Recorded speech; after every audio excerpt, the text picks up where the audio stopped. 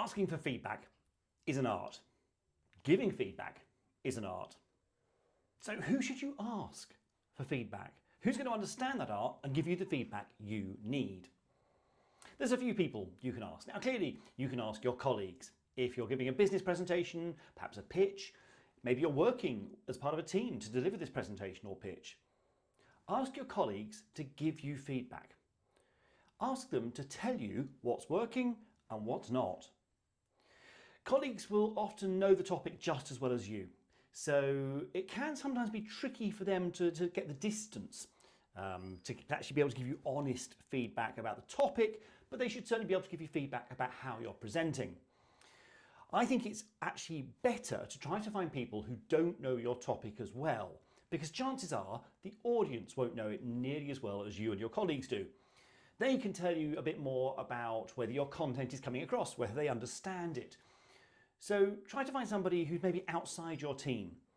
Somebody who understands the commercial imperative behind the presentation, but somebody who can say, oh, okay, I didn't quite follow that point you were making, or I didn't really understand that example you were giving.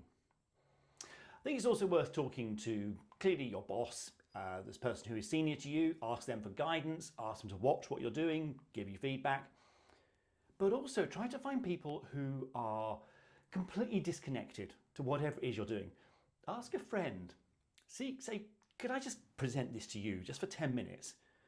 And get them as a complete outsider, a complete layperson, to watch your presentation and comment on it. What did they like? What did they remember?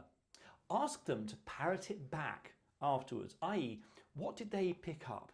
What points actually resonated and did they remember?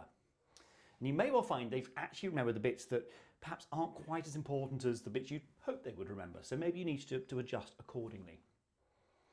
The other set of people I think it's worth looking for feedback are people who represent your audience.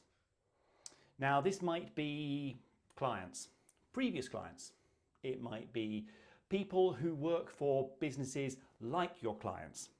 It might be people who work for businesses typical of those that are going to be represented in your audience. Perhaps if you're speaking at a big industry conference, you're going to be speaking, let's say, to marketers.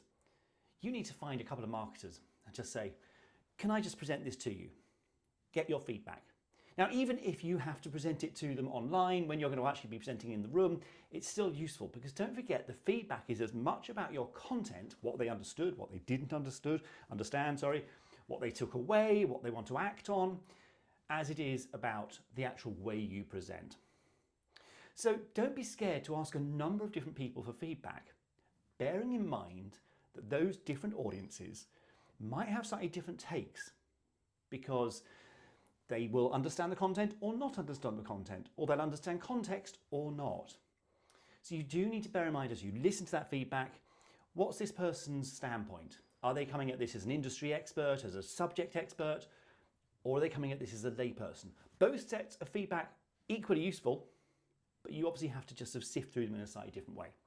So lots of different people you can talk to about feedback, colleagues, those outside your team, those who are subject experts, those who are complete lay people, and those who represent your audience. Get out there, get feedback. Come back next time and we're going to talk about when you should be asking them for feedback, and we're going to go on and explore the questions to ask them to get great feedback, how to listen to that feedback. So if you want more tips and hints about feedback and all aspects of presenting, like and subscribe.